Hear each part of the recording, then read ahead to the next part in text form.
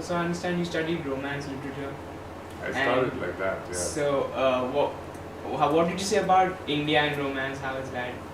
No, you know, there is no, what I'm saying now, because this is what we're here for, I did apply it in my own life, in a way, you know, I lived it, because I very much believed in languages, for many reasons, for practical reasons, but also because I simply liked it, you know.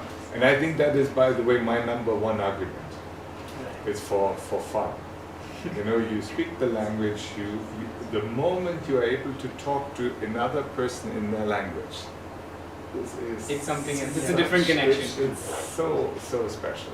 So when for the first time I went to France and spoke my few sentences and then heard some very quick French which I didn't understand, I went, oh my goodness. And then little by little. Yeah. So, no, our system, like every diplomatic service, is a bit different, but ours is like that. You apply for the service, the diplomatic service, with whatever diploma you have. It can be languages, it can be law, politics, medicine, agriculture. The people with whatever degree, if they can apply to become part of a diplomat, once they admit it, they stop being a romance, a lawyer. We are part of the system, and we can be posted anywhere in the world given any task. So that the background is still there, but it doesn't play this important role. For example, I've never once in my whole career been posted to a French-speaking country. I don't know why, but it so happened. So is there anything else you would like to tell us about Germany or India that we could publish in maybe the... I think my main anything, message, sir. Yes, sir. My main message, I think I've brought across. I don't know. Can you think of something else? Yeah. No. So, by the way, when we say anything else, we mean something else. Okay, yeah, no. Yeah,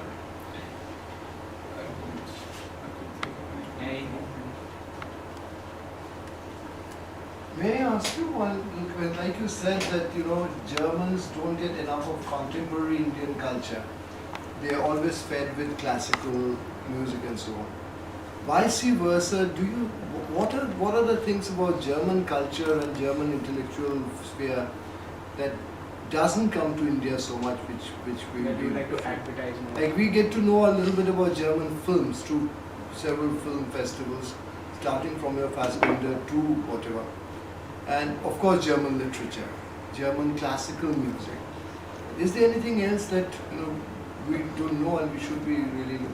Well, whenever we are active with the Max Müller Band, of course, we bring only contemporary culture and very little classical music, for instance. We bring a lot of electronic music, a lot of jazz. We didn't stop with classical music, but we bring much less because it's a very limited audience in India which is interested, whereas young people are increasingly interested in anything digital, electronic, whatever. In terms of fine arts, contemporary fine arts, we do occasionally bring, or we have interactions with contemporary artists. The problem is that if you really want to bring a famous, well-known, important German artist, you need certain conditions at the venues, in the museums, where you would show these artists, plus it's a major investment, and there are hardly any Indian museums equipped to do that. So occasionally we do bring big names. So like last year we did, Rebecca Holm, for instance, was a big international name, but that's a major challenge.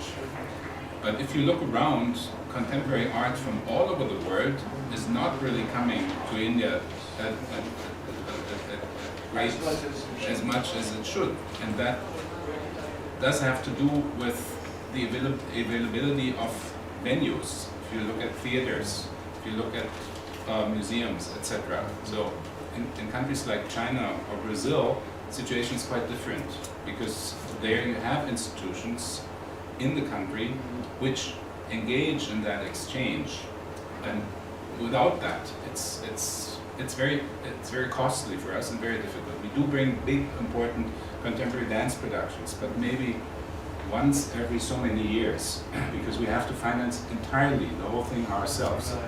In China, Brazil, different. They co-finance. These are the constraints that we live with. But we're completely focused on, almost completely focused on contemporary German culture. Speaking of films, how is Bollywood doing? What do you think of Bollywood? I don't know whether we can really comment on that. Yeah, I guess not. No, For me, the problem is always the break. I always tend to leave in the break. If there were no break, I would sit through, but the break is so tempting because by then you normally know the story, and then that's my No, personal. but on the other hand, I take another example.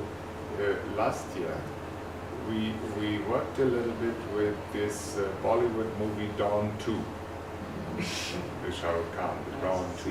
Yes. Why? Because it was shot in Berlin, Yes. the large part. And never underestimate Bollywood, because people had told me that in the early days, hordes of Indian tourists went to Switzerland because the Swiss Alps were always in the Bollywood movies. Yeah. I mean, yeah. So we have Alps in Germany, and Austria has Alps, but for some reason Bollywood created that image, that the beautiful Alps, Switzerland, and people went. So there you can see, I mean, an image of a country is done by many, but answers also partly it is very important to find ways and means for people to see with their own eyes. But how do you get them? Germany has a positive image in India, I think, but it may sometimes be slightly old-fashioned.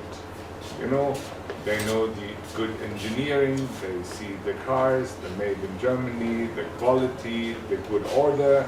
That is it. Germany is less known for being a very creative, inventive, art-loving, design-oriented country. Now, when you take your students to Berlin, modern Berlin is a very different environment than what the classic image gives you. That's why we found this fact that Dawn 2, though I didn't find it, I mean, I agree, again, it wasn't a great movie, yeah? But if that movie creates some interest in people to go to Berlin and see, then it serves this purpose, you know, they go. One last more remark.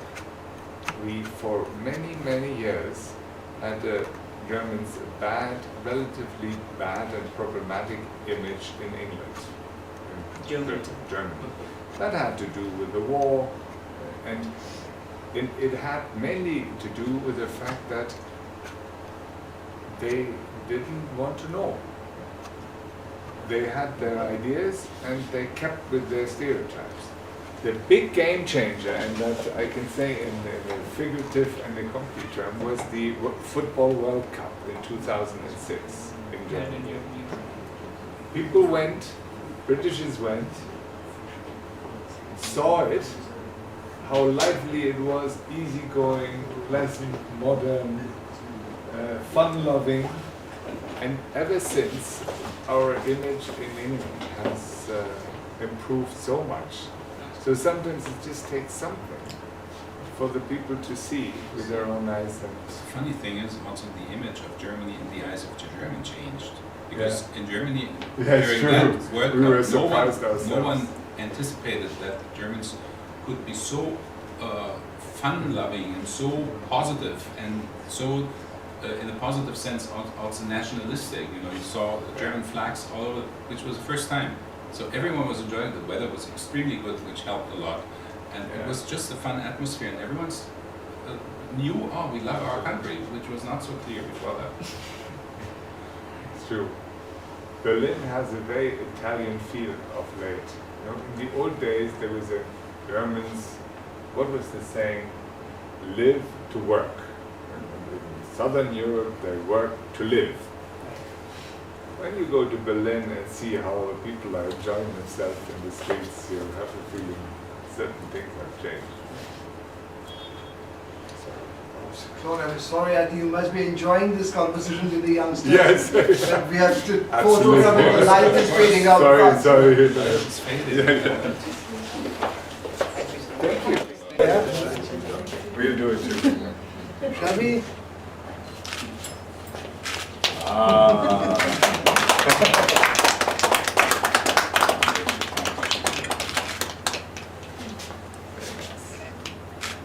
Thank you very much again. It's a part of this Yeah. school that That's goes it. forever. It's a special jewel in our crown. Yeah? Your school. Shall we move for Yeah. a photograph?